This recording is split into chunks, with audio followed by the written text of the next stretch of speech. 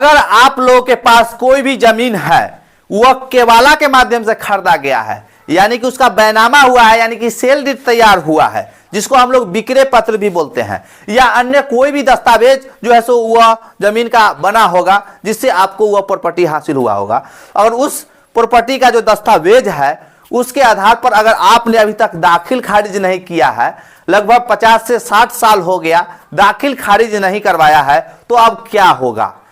बहुत सारे लोग जो है सो आप लोग के गांव में ऐसा भी बोलते हैं कि तू जमीन लिखवा लेला और तू अभी तक दाखिल खारिज ना करवैला है, तो यह जमीन अब तोहर ना हो, तो अब जकरा नाम से रसीद कट रहा है ओकरे हो। तो इस तरह की बात जो है सो आप लोग को हमारे गांव समाज में जो है सो सुनने को मिलता होगा, और बहुत सारे लोग जो है सो इसके लेकर परेशान भी होते हैं, जो उनको लगता है कि हमारे पूर्वज जमीन जो है सो खरीद लिए, जोत आबाद भी हम कर रहे हैं, अभी तक हमारा दाखिल खारिज नहीं हुआ, 50 से 60 साल हो गया, अब हमारा क्या होगा भाई।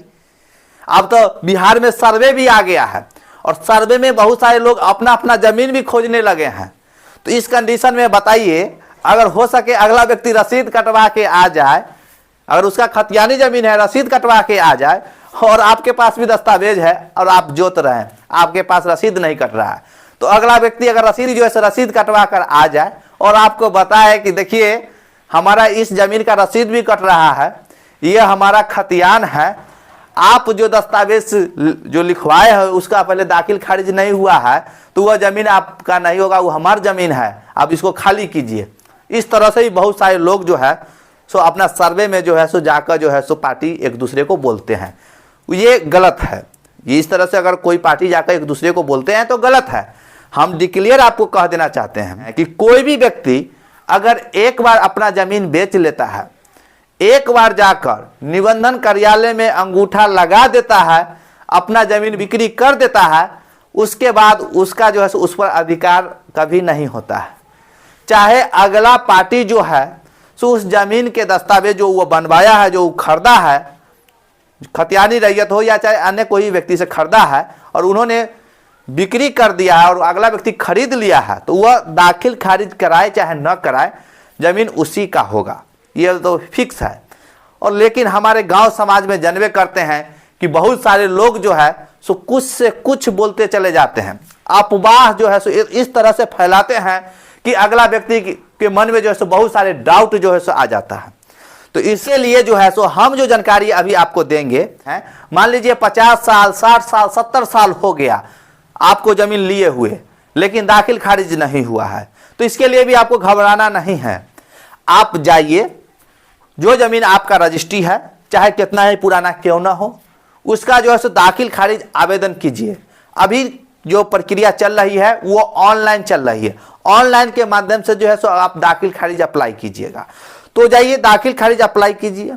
अप्लाई जब आप करिएगा उसके बाद जो है सो हो सकता है अंचला अधिकारी के यहाँ जो है सो आप आवेदन करिएगा तो दाखिल खारिज के लिए, तो वो जो है सो हल्का कर्मचारी आपके पंचायत में जो होंगे उनके पास जांच के लिए आएगा, तो उनसे जाकर मिल लीजिए। आप पुराना दस्तावेज तो आपके पास है ही, उनको दिखाइए जो हमारे जो है जो है सो दस्तावेज है दाखिल खारिज नहीं हुआ है, अमुक व्यक्ति से खरीदा गया था, कब्जा दखल है ही।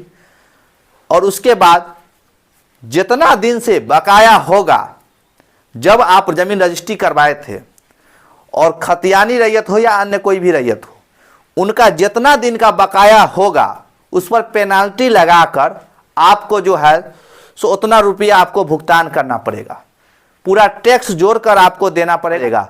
जिस डेट को आप रजिस्ट्री करवाया उस डेट से लेकर जो अगर पीछे का भी कुछ बकाया है उसका, तो वो भी जोड़कर आप ही को देना पड़ेगा, ये तो फिक्स है।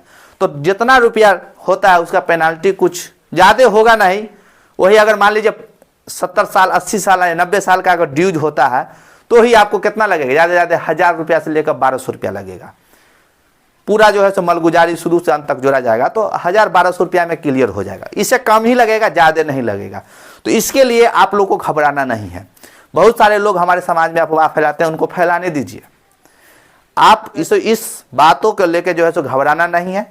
आपके पास जो जमीन रजिस्ट्री है वो जो है सो मान्य होगा, वो भले वह दाखिल खारिज हो चाहे न हो, उसके बाद अब कहिएगा दाखिल खारिज नहीं हुआ है सर, सर्वे में जो है सो खतियानी रैयत भी रसीद कट रहा है, उसी के नाम से वो अप्लाई कर दिया है, हमू अप्लाई कर दिए हैं, अब वो रसीदों दिखाएगा, खतियानो दिखाएगा, हमारा पास वो दस्तावेज है, कैसे होगा अब सर्वे।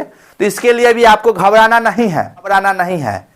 आपका जो है जो दस्तावेज बना था जिस समय, वही दस्तावेज जो है सो सर्वे में भी मान्य होगा। भले अरे खतियानी रही तो भले ही कितनों दावा कर दे, क्या मतलब है उससे? आपके पास दस्तावेज तो है ना जी, जो रजिस्ट्री हमने अमुक डेट को करवाया, और उसके बाद पोजीशन भी तो एगो मायने रखता है, कब्जो तो जाकर देखेगा, और उसके बाद आपके भी दस्तावेज में उसी का ना कुल खानदान कोनो लिखले होगा या रजिस्ट्री कैले होगा जाके निबंधन कार्यालय में, तो उसी का ना नाम रहेगा। तो इतना भी तो लोग बुर्बक नहीं ना है जी।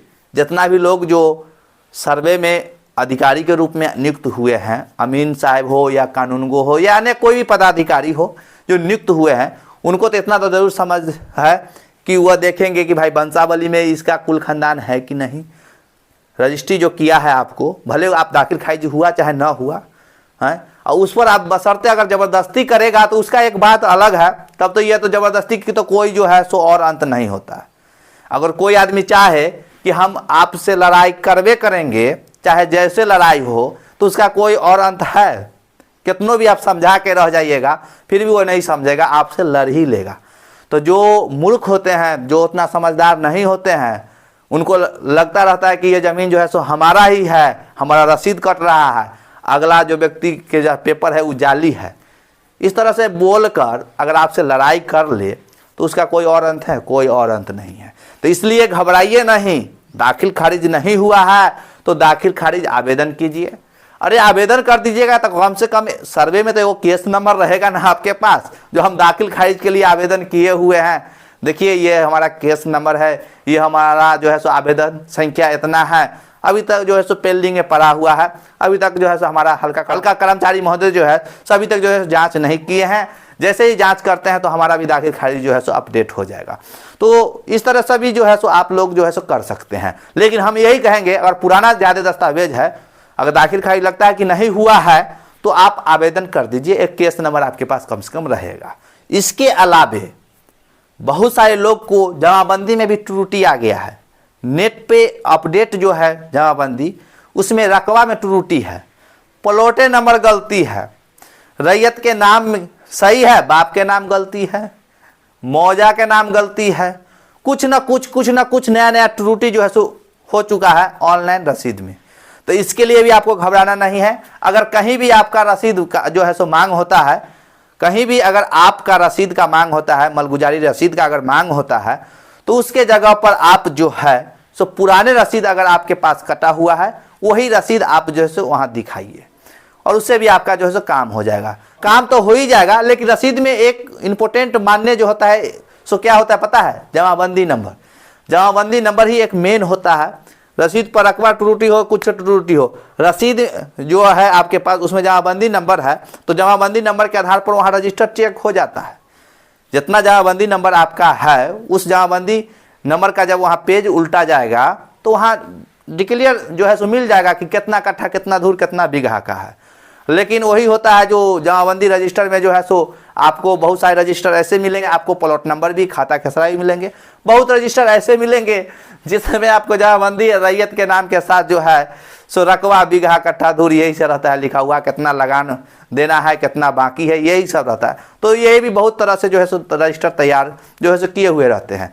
तो इसके लिए भी आपको जो है सो घबराना नहीं है। पूरा डिटेल सरकार के पास ऑलरेडी रहता है। रजिस्टर में अगर छेड़छाड़ हो जाता है तभी कुछ परिवर्तन होता है, नहीं तो सब सही रहता है।